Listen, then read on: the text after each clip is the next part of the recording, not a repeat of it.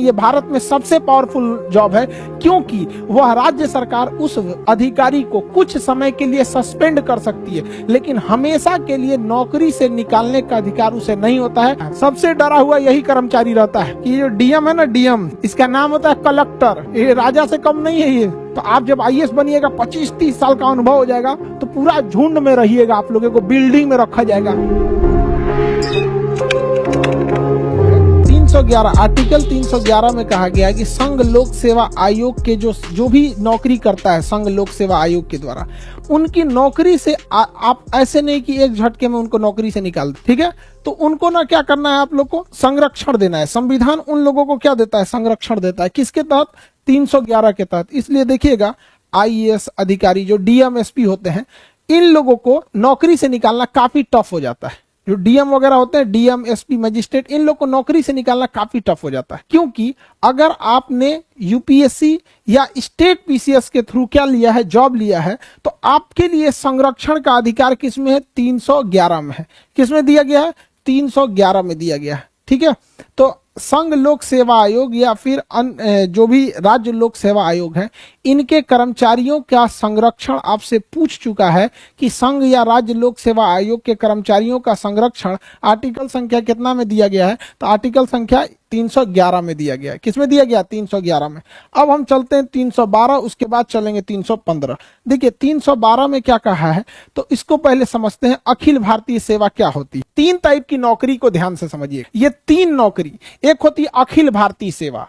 अखिल भारतीय सेवा, अखिल भारतीय सेवा, सेवा का अर्थ होता है नौकरी, सर्विस, अंग्रेजी में कहते हैं सर्विस। ऑल इंडिया सर्विस, इसे क्या कहेंगे? All India service. एक होता है केंद्रीय सेवा, केंद्रीय सेवा, सेंट्रल सर्विस, केंद्रीय सेवा, सेंट्रल गवर्नमेंट का नौकरी, सेंट्रल सर्विस। और एक होता है राज्य सेवा, राज्य सेवा, state service, state service, state service. देखिए इन तीनों में मेन अंतर क्या होता है? इसमें होता है जो अखिल भारतीय सेवा होती है, इसमें आपकी नियुक्ति करती है केंद्र सरकार, आपकी नियुक्ति करती है केंद्र सरकार और भेज देती है राज्य सरकार के पास कि जाइए उस राज्य में ड्यूटी कीजिएगा और उसी राज्य से सैलरी ले लीजिएगा। जैसे आईएएस अधिकारी, आईएएस अधिकारी को सेंट्रल गवर्नमेंट नियुक्त करती है, ट्रेनिंग दे देती है, सेंट्रल गवर्नमेंट ट्रेनिंग दे दी। अब उसका कैडर डिसाइड करेगी कि किस स्टेट में उसे भेजना है। गुजरात में भेजेगी, कहेगी जाओ गुजरात में सर्विस करो, गुजरात में नौकरी करो, वहीं से सैलरी ले लेना। तो ऐसी नौकरी जिसे केंद्र सरकार नियुक्त करती है और केंद्र सरकार ट्रेनिंग देती है,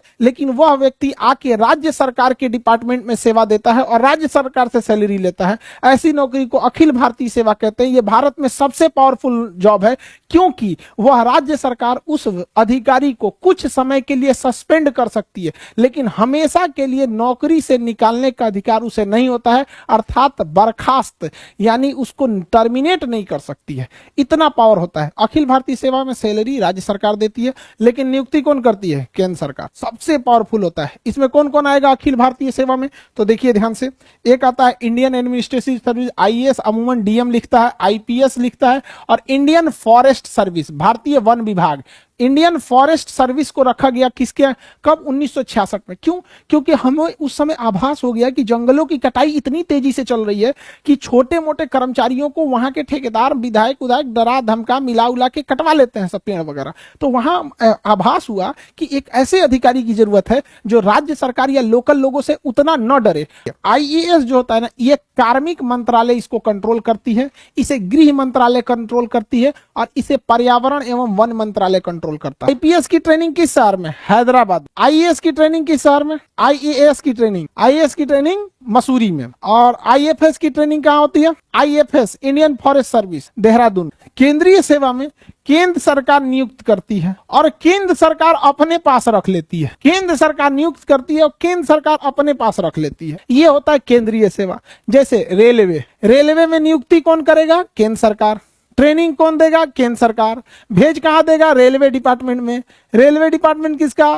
केंद्र सरकार का। सैलरी कौन देगा? केंद्र सरकार। अगर आपको राजदूत बना के अमेरिका भेज दिया जाता है, अगर आपको राजदूत बना के अमेरिका भेज दिया जाता है, तो नियुक्ति कौन करेगी? केंद्र सरकार। किसके थ्रू? यूपीएससी के थ्रू नियुक्ति करेगी केंद्र सरकार और सैलरी देगी केंद्र सरकार। आपको कभी जापान, अमेरिका, रूस भेजेगी तो केंद्र सरकार के निर्देश पर जाएंगे। यूपीएससी में अगर आपको इंडियन पोस्टल सर्विस मिल गया या इंडियन रेवेन्यू सर्विस मिल गया, इंडियन रेलवे सर्विस मिल गया, तो ये सब केंद्रीय जॉब होते हैं। कौन सा जॉब होते हैं? केंद्रीय जॉब। तो जरूरी नहीं कि यूपीएससी में आपको सब अखिल भारतीय सेवा मिल जाए। राज्य सरकार आपको नियुक्त करेगी, राज्य सरकार नियुक्त करेगी, राज्य सरकार ट्रेनिंग देगी और राज्य सरकार काम कराएगी आपसे और वेतन देगी। सारा चीज जब राज्य सरकार के अंडर में आ जाता है तो राज्य सेवा कहलाता है।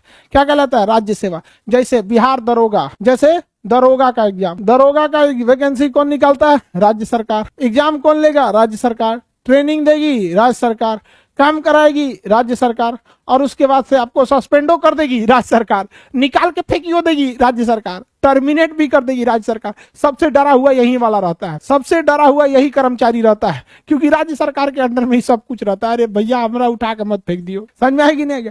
अब जैसे कोई केंद्र सरकार, कोई एसएससी से आया है और Indian service selection board, SSC service selection commission, तो ये होता है ना स्टाफ सिलेक्शन वाला, सर्विस सिलेक्शन नहीं जी, वो तो दूसरा होता है, एसएसबी हो जाएगा, एसएससी। अब उसमें आपको कोई इनकम टैक्स में इंस्पेक्टर बन के आए तो केंद्रीय नौकरी है। बिहार सरकार उसको सस्पेंड भले कर सकती है लेकिन नौकरी से हटा नहीं सकती है अगर कुछ गड़बड़ करेगा। हालांकि वो केंद्र सरकार का है, बिहार सरकार उसको कुछ टच भी नहीं करेगी, यूपी सरकार।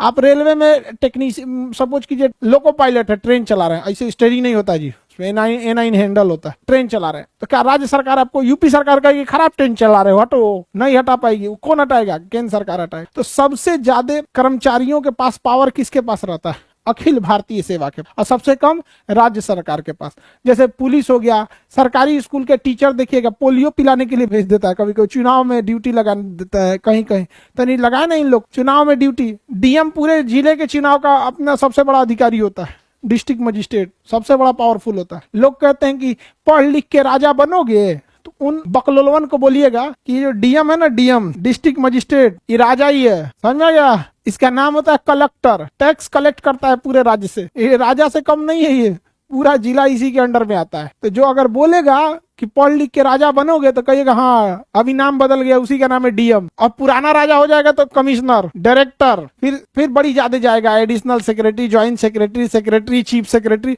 चीफ सेक्रेटरी तो बहुत बड़ा पावर होता है। समझ में आ रहा है कि नहीं आ रहा? मुख्यमंत्री कोई भी डिसीजन चीफ सेक्रेटरी से पूछ के लेते हैं, चीफ सेक्रेटरी साहब क्या कहना है आपका? तो भैया चीफ सेक्रेटरी बहुत पुराना होता है। ये आईएएस जो निकालते हैं लोग ना, 25-30 साल का जब आपके पास अनुभव हो जाता है, बूढ़े हो जाते हैं, तब आप लोग को चीफ सेक्रेटरी बनाया जाता है। तो आप जब आईएएस बनिएगा, 25-30 साल का अनुभव हो जाएगा, तो पूरा झुंड में रहिएगा, आप लोगों को बिल्डिंग में रखा जाएगा। जितना पुराट आईएएस रहेगा सब ना, यूपीएससी निकाला हुआ, आप लोग कैसे क्लास में बैठे हैं, अभी एग्जाम निकालना है आप लोग को, सबकी ख्वाहिश है यूपीएससी निकाल लें।